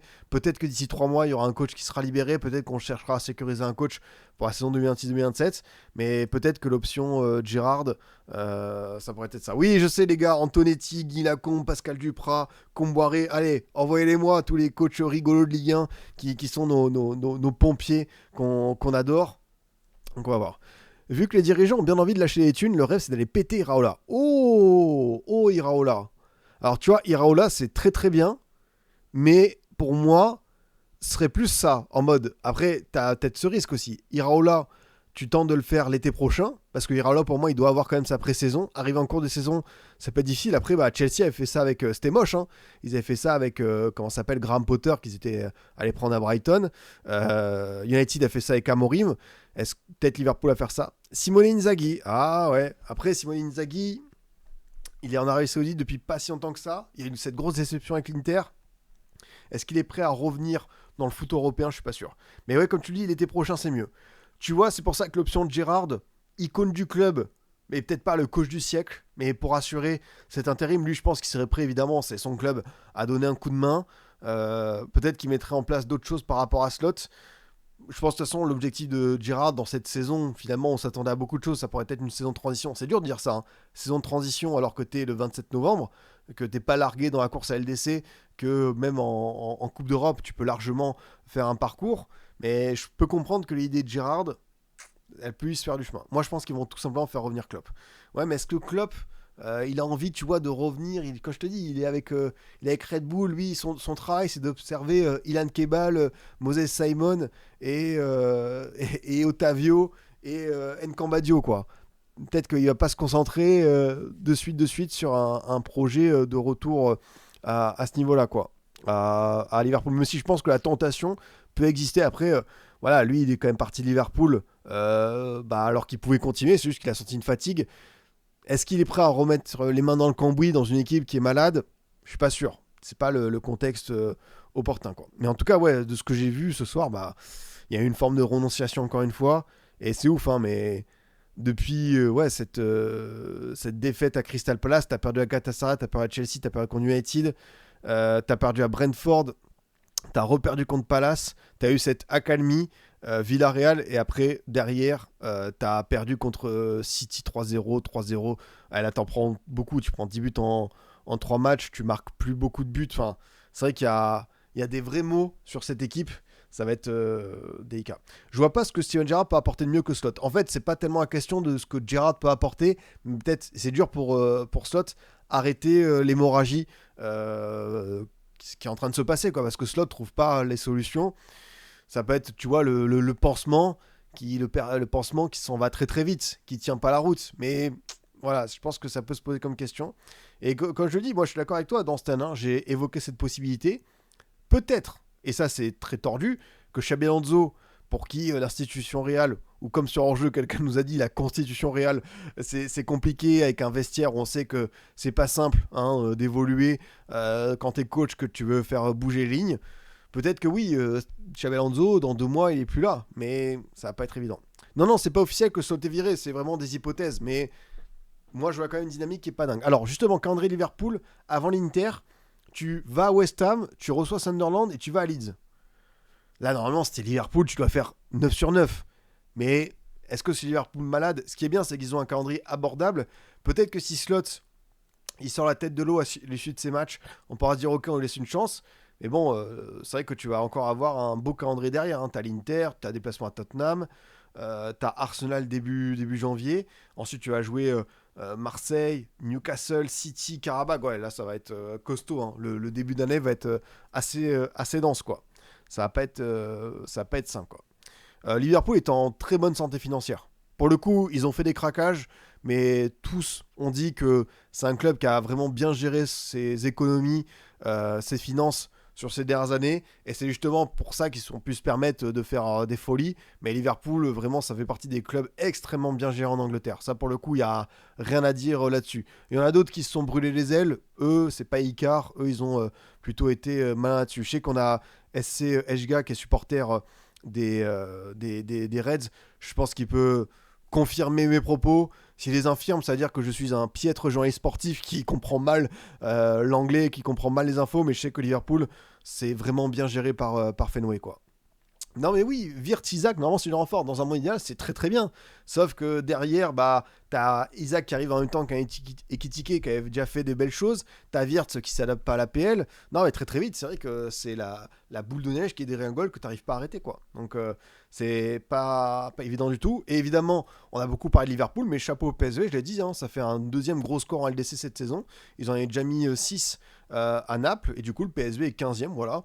Se retrouve en bonne posture pour être barragiste. C'est une des équipes, hein, je vous avais mis dans la vidéo des clubs à surveiller au début de saison, avec notamment le fils Baumel qui s'est malheureusement fait les croisés, mais je trouve qu'ils ont fait un beau mercato. Il y a des joueurs super intéressants dedans, comme Gaziorowski qui sont allés récupérer à Valence. Tu as également Denisman, le roumain qui était à Parme. Ils ont un milieu de terrain qui tourne très très bien avec Schouten, même s'il a été plus bas.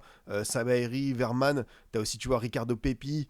T'as Flamingo, t'as du beau monde, hein, Sidia sur le banc. Donc en vrai, je trouve que parmi les équipes hors top 5, c'est ceux qui ont vraiment de la qualité assez dense, quoi. Ouais, l'Union qui a réussi à battre le PSV 3-1. L'Union qui allait battre Galatasaray qui a battu Liverpool, mais l'Union qui en a pris 4 par Newcastle qui a perdu contre l'OM. C'est une LDC où finalement t'as pas mal de résultats, tu vois, où des équipes se mangent les 3 points par-ci par-là, quoi.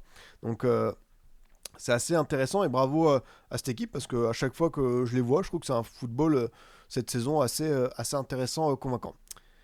On va terminer par un petit tour d'horizon, les boss de ce qui s'est passé en LDC. Et encore une fois, il l'a fait. Il l'a fait, le Cholismo. 90 plus 3, but de José María Jiménez, un coup de casque sur coup de pied arrêté. Et l'Atlético qui s'impose contre l'Inter. Alors, je sais qu'il y a eu des petites dingueries d'arbitrage. Le premier but de Alvarez, il y a sans doute une main de Baena. Je crois que sur le but de l'Inter, il y a un alignement qui est pas net. Donc l'arbitrage français, puisque c'était monsieur Le Texier au sifflet, il y aura sans doute des choses à redire. Mais oui, l'Atlético qui fait tomber pour la première fois l'Inter. Attention, l'Inter qui enchaîne une nouvelle défaite après celle du Milan. Moi, je pense que c'est une équipe qui peut être, encore une fois, bien placée en LDC, qui est favorite pour le titre en Serie A. Mais il y a des petits à-coups, hein. C'est pas une Inter. Est-ce que finalement, on se disait, hein, le principal défi pour eux cette saison, c'est eux-mêmes et évacuer le traumatisme du 31 mai 2025. Est-ce qu'ils vont y parvenir vite? Je ne sais pas. Mais en tout cas, l'Atlético, qui avait pas forcément très très bien commencé cette saison, qui était assez balbutiante, mais c'est une équipe qui est en train de faire son petit retard. Donc, une nouvelle victoire en s'imposant avec c'est un nouveau but d'Alvarez qui confirme encore une fois que c'est un joueur de dimension supérieure. Ce qui m'intéresse, moi, c'est qu'en Liga, bah, tu vois, ils sont qu'à 4 points du Real. Et après, c'est toujours un truc voilà, j'ai toujours un ça dans un coin de la tête, mais le Real, qui est pas non plus l'équipe avec la meilleure osmose, le Barça qui a ses soucis défensifs, est-ce qu'on pourrait pas enfin avoir cette Liga pour Grisou? Je ne sais pas, mais le souci, c'est que ces deux équipes-là, on sait que le Real-Barça, sur les 6 derniers mois, ça va monter en puissance. Donc c'est là où je suis inquiet. Mais tu sais, j'ai toujours ce petit truc en tête parce que finalement, Griezmann, pour compléter sa carrière, c'est le dernier petit truc qui lui manque, sa petite Liga, tu vois, pour un mec qui a passé plus d'une décennie là-bas, Real Sociedad, Atlético, Barça, Real Atlético, ce serait quand même une belle récompense, je trouve. Et pour le coup, ça va être intéressant. Alors, t'es sûr qu'il touche la main, pas main sur le premier but? Ah ouais, putain, moi j'étais sûr qu'il touchait de la main parce qu'il y a un premier contrôle et après j'ai l'impression que le ballon il effleure. Après, peut-être qu'ils ont vu un autre angle de caméra qu'ils nous ont pas montré, quoi.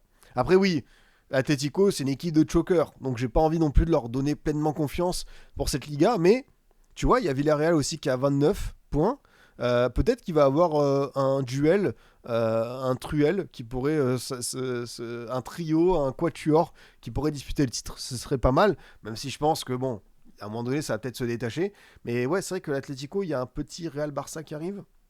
Ouais, Barça, Atlético. Oh, mardi soir prochain. Pas mal celui-ci. L'an dernier, j'ai souvenir d'un 4-4 en coupe qui avait été incroyable. Du coup, Atlético qui va au PSV, qui va à Gala et qui reçoit Bodo Glimt. Ok, pas mal, pas mal.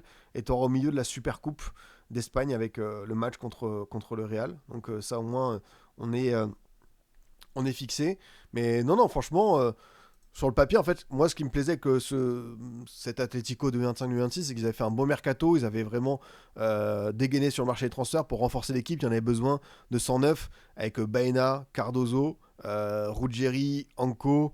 T'as également, comment il s'appelle, Poubil, qui a été recruté, Nicolas Gonzalez du côté de la Juve, Thiago Almada, qu'on connaît bien de l'OL, Raspadori de Naples. Donc vraiment, ils ont été assez forts sur le mercato. Ils ont 2 équipes. Je pense que c'était l'objectif de pouvoir être assez complet sur tous les tableaux.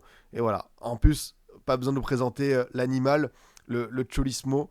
Euh, je pense que lui, il a pu se régaler avec ce succès. On a encore vu être assez fou dans ce sens, quoi. Ouais, je sais pas comment on pourrait dire duel pour un trio, parce que j'ai dit truelle pour faire l'analogie, mais je suis pas sûr que ça se dise comme ça, quoi. Mais bon, je pense que vous avez compris l'idée. Scipion, peux-tu nous dire combien de points il faudrait pour être top 8 côté Barça? De toute façon, là, t'es à 5 journées. Le Barça à 7 points. Est-ce que ça va jouer à 15? Est-ce que ça va jouer à 16? Je ne sais pas. Peut-être que ça va jouer un peu moins, comme des équipes vont encore partager des points. Mais je pense en tout cas que le Barça, je rappelle juste leur match. Le Barça, du coup, c'est réception de Francfort, déplacement Slavia, réception de Copenhague. Normalement, s'ils font pas les cons, c'est 9 sur 9. Et je pense qu'ils seront avec 16 points dans le top. Je pense qu'ils vont remonter petit à petit. Donc on va voir pour ça, quoi. On n'a pas encore débriefé dans le fabuleux Kairat, Copenhague. Avant ça, un petit mot sur le Real et le Kicks. Quadruplé du Kicks. Une très grande forme. Un but de la tête, beaucoup de buts en profondeur, un cadeau de Vinicius. On a vu un Mbappé comme on l'aime, à savoir un joueur qui sait être tellement létal, qui part au bon moment, dans la bonne zone. L'Olympiakos a été assez laxiste en termes d'espace. Et face à cette équipe du Real, qui est encore brouillonne, qui défensivement inquiète, hein. Je pense qu'on peut le dire que le Real n'a pas été au niveau, a pris 3 buts. D'ailleurs, le premier but de Olympiakos, je vous invite à aller voir, magnifique. Le but de Chiquinho, avec un jeu en triangle Podence, Chiquinho, El Kabi. Une superbe remise et Chiquinho qui tire sans vraiment, tu vois, contrôler. Donc, superbe premier but. Et du coup, le Real qui s'est fait plaisir avec Arda Güler qui a fait un superbe centre pour la tête du kick. C'est Mbappé qui marque de la tête, c'est pas tous les jours. J'ai bien aimé le match de Vinicius.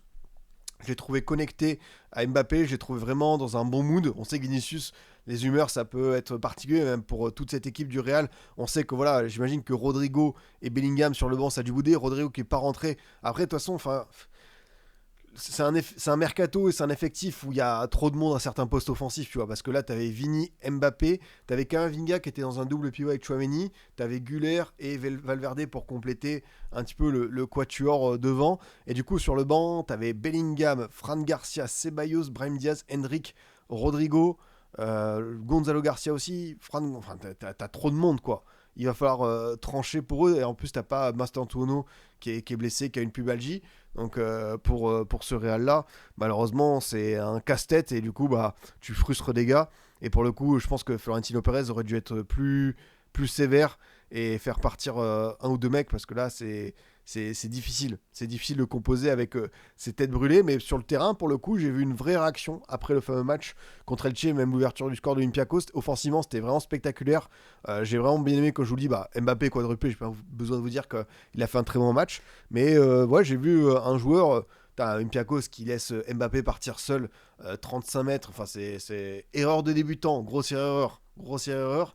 Et Vinicius qui a marqué un but refusé par la VAR, mais qui a été protagoniste, qui a été décisif. Donc, pour le coup, cette partie-là, ça va, mais défensivement, c'est compliqué, hein. Même, tu as eu le retour de Florent Mendy. Ça faisait longtemps qu'on n'avait pas eu ce blaze. Ça a été difficile. Tu as notamment Taremi et El Kaabi qui ont marqué. Mais du coup, le Real s'en sort bien. Le Real, ça va donner peut-être un peu de sursis à Alonso. Mais moi, vous m'avez sans doute entendu sur hors-jeu lundi. Je ne comprends même pas comment on peut remettre tout le temps en question le coach au Real. C'est aux joueurs, au bout d'un moment, il faut qu'ils se prennent en main. Real, c'est un calendrier qui est pas mal, hein. Déplacement à Gérone, déplacement à Bilbao, réception du Celta, réception de City. Là, en l'espace de 10 jours, tu vas avoir un programme soutenu. Là, il va y avoir de la rotation, des remplaçants qui boudent souvent. Là, on a envie de les voir à l'œuvre, hein. Les gars, c'est votre moment. Ça va être intéressant de voir comment ils vont s'en sortir. Et même, tu vois, pour finir LDC, ils vont recevoir Monaco, ils vont à Villarreal, ils vont à Benfica. Ça va être un instant de vérité, quoi. Ce Real ne fait pas peur. Ce Real n'est pas top 3 européen comme le Bayern, Arsenal et le PSG, Mais moi, c'est parce que c'est le Real et que j'apprends de mes erreurs et le passé nous enseigne beaucoup de choses. Je les mettrai jamais de côté, on va le laisser. C'est une équipe, il peut se passer tout ce que tu veux, mais à partir du moment où José Lu leur a offert la qualification en finale en 2024, il peut tout se passer avec eux. Ça, c'est clair et net. L'Atalanta Francfort, l'Atalanta qui va s'imposer 3-0, l'Atalanta qui, j'ai l'impression, carbure bien. Ils ont changé de coach. Il y a Juric qui est parti. Ils ont perdu contre Naples, mais sinon, ça, je crois que Juric a sauté après Sassuolo. Ils ont eu un changement de coach là. Et du coup, là, pour le coup, c'est un peu son premier succès majeur. Palladino, en plus, non connu ça, du pro football italien. Lui, ça, il a fait Monza, il a fait la FU l'an dernier, donc il avait atteint, encore une fois, comme d'habitude, un beau parcours en Conference League. Et je trouve ça plus cohérent de mettre Palladino que Joric, ou Palladino, ça reste un jeune coach. Joric, il a fait beaucoup de choses, donc ça va être intéressant de voir. Et De Ketelaere, Lookman et Ederson buteur. En plus, ils ont vraiment enchaîné. 60e, 62e, 65e les buts. Et Francfort, un peu déçu de leur saison. Pareil, c'est une équipe que j'avais dit pourquoi pas. Là, ils sont 28e. Ils ont pris une victoire, un nul. 3 défaites, ils ont encaissé 14 buts. Je trouve que c'est une équipe qui a un profil intéressant. Il y a des joueurs que j'avais envie de voir à un autre niveau. Et pour le coup, j'ai l'impression que c'est pas dingue cette saison. Même en Bundes, je crois qu'ils sont 6e. Et pourtant, tu vois, je vois Burkhardt, je vois Ritsudoan, Shaibi. Il y a des noms, hein. Hans Gartnoff également. Le bon vieux Eli Wahi qui est rentré, Baoya également. Mais ce Francfort-là, ouais, c'est la petite hype de Bundes. Aïe aïe, ça, nos amis, les hipsters, je crois qu'on s'est trompé de cible avec l'Eintracht. Le Sporting qui domine Bruges, bah, du coup, comme on l'a dit, le Sporting qui est top 8, donc chapeau à eux. Avec Bruges qui est passé à côté de son sujet, j'ai l'impression. Pourtant, bon, on avait tous les noms qui ont fait mal au Barça, à Monaco, Tsolis, Vermont, Borges, Van Aken, Stankovic, même Ordonez. Et c'est vrai que ça a été un match un petit peu sans pour eux. Et le Sporting, bah, écoute, notamment Luis Suarez, celui qui est passé par l'OM, qui marque son 3e but en LDC. Lui, pour le coup, quand ils ont vendu Gyökeres à Arsenal et qu'ils sont allés chercher, j'étais sûr que c'est une très bonne idée parce que attaquant qui va se développer dans un club hors top 5 européen, lui qui a un petit vécu en Liga, qui a fait un trop court passage d'OM, mais je crois qu'il avait quand même un rôle d'attaquant, enfin, il n'était pas dégueu. Et puis tu as aussi Trincao et Kenda qui ont marqué. Yulman qui a échappé à un carton rouge aussi.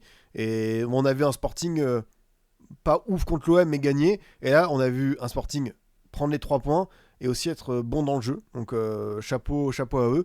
Et puis évidemment, ce Copenhague-Kairat, le Kairat qui était pas loin d'aller chercher son 2e point, qui est revenu en fin de match avec le dénommé Satpaev qui a marqué, celui qui est prêté par Chelsea, l'attaquant kazakh, qui a 17 ans, qui est une petite pépite. Alors 17 ans ou est-ce qu'il a plus ce Satpaev? Je sais plus déjà. Satpaev c'est 2008, donc c'est comme Lennart Karl. Lui aussi c'est vraiment très très jeune. Et j'ai bien aimé une scène avec du côté des supporters de Copenhague, enfin du club de Copenhague. Ils ont mis en avant la dizaine de fans du Kairat qui a fait le déplacement. Ça, c'est vraiment chouette. T'as vraiment des mecs qui se sont tapés 5500 bornes pour voir leur équipe en Coupe d'Europe. Donc ça, il faut vraiment mettre en avant ce genre d'initiative. Et Copenhague, du coup, ils sont comment au niveau classement? Parce qu'ils ont déjà accroché les Leverkusen. Copenhague, ils sont 29e. Ouais, c'est leur première victoire. En fait, ils ont enchaîné quand même pas mal de défaites, eux, de leur côté, quoi. J'ai eu le match Claesson mettre à jouer de Copenhague. Bah, Claesson, on le connaît. Hein. Claesson, il a fait pas mal de petites piges en Europe, non? Claesson, il a fait à Krasnodar. Lui, c'est vrai que c'était Krasnodar son club avant que la Russie, voilà, saute des compétitions européennes et surtout avec la Suède. Hein. Coupe du Monde 2018 de mémoire, il avait été plutôt chaud. Le gars de Copenhague. Prochaine journée, les amis. Du coup, on va récapituler. On va avoir un Kairat Almaty Olympiakos à 16h30 le mardi. Donc soyez au rendez-vous. Ça veut dire que les vrais de vrais pourront enchaîner. Attends, je vais quand même vérifier parce que match de Ligue des Champions à 16h30, je suis pas sûr. Après, j'imagine que là-bas au Kazakhstan, il y a sans doute des horaires particulières à mettre en œuvre. Mais si c'est vraiment ça, c'est génial. Hein. Vraiment, j'avoue que je suis assez fan de l'initiative de voir cette rencontre se disputer à ce moment-là. Mais 16h30, hein, je sais qu'il y a de temps en temps des petits tours préliminaires qui se disputent à ce moment-là. Ouais, 16h30, bah voilà, on va se régaler. Du coup, 16h30, le Kairat Almaty Olympiakos, vous pouvez faire un marathon de foot. 18h45, Bayern Sporting. 21h, on envoie Inter Liverpool, Barcelone Francfort, Atalanta Chelsea, Tottenham Slavia Prague, PSV Atletico, Monaco, Galatasaray, Union Saint-Gilloise de Marseille. Pas mal, hein. Il y a du choc, il y a des clubs français. Ça va être bien tendu comme on aime. Le lendemain, 18h45, Villarreal, Copenhague, Karabakh, Ajax, Dortmund, Bodo Glimt, Leverkusen, Newcastle, Benfica, Naples, Juventus, Pafos, Club Bruges, Arsenal, Bilbao, PSG et forcément le Real City. Ça va être assez légendaire. Ça va être assez légendaire. Ce Real City, petite odeur du sang comme on aime. Et forcément, demain, vous le savez, il y a Strasbourg qui joue contre Crystal Palace en Pipion League à 21h. Mais surtout, ce qu'on attend tous, c'est forcément le Porto-Nice, 18h45. Est-ce qu'il y aura la passe de 5 ? Bon courage, on est tous avec vous, les gars, Francaise, vous pouvez le faire. Sinon, tu as également Lille qui reçoit le Dynamo Zagreb et tu as l'OL qui joue contre le Maccabi Tel Aviv sur terrain neutre de mémoire. Tu as également, qu'est-ce que tu as d'autre comme petite affiche ? Est-ce que tu as un match qui peut sortir de l'eau ? Tu n'as pas forcément d'affiche là qui me. Même moi, je suis pas là en mode. Tu as Roma Midtjylland, tu as Aston Villa Young Boys, t'as pas de grosse affiche, t'as Nottingham, Malmö, donc ça sera une journée tranquille. Donc il y aura des choses à voir, mais c'est vrai que le Porto-Nice, 18h45, à Will Be There, no matter what. Ça va être génial, ça va être assez propre. En tout cas, merci à vous tous d'avoir suivi ce live. C'était un plaisir de débriefer cette 5e journée de Ligue des Champions, de revenir sur tout ce qui s'est passé. On se retrouve nous du coup vendredi sur YouTube avec une petite vidéo, sinon dimanche pour l'habituel débrief Ligue 1. Comme toujours, tout sera mis sur YouTube en podcast, donc n'hésitez pas, les likes, les abonnements, les commentaires, les étoiles, faites ça bien, poussez-moi ça fait toujours plaisir. Et hors jeu demain, je crois qu'on a rendez-vous en fin d'après-midi, j'ai pas l'horaire exact, mais pour ceux qui voudraient nous entendre avec Bruce Braque et Kanto, on vous tiendra au courant sur les réseaux quand on sera disponible pour débriefer tout ça à froid. Je vous souhaite une excellente soirée et puis on se dit à très très vite les amis. Salut à tous.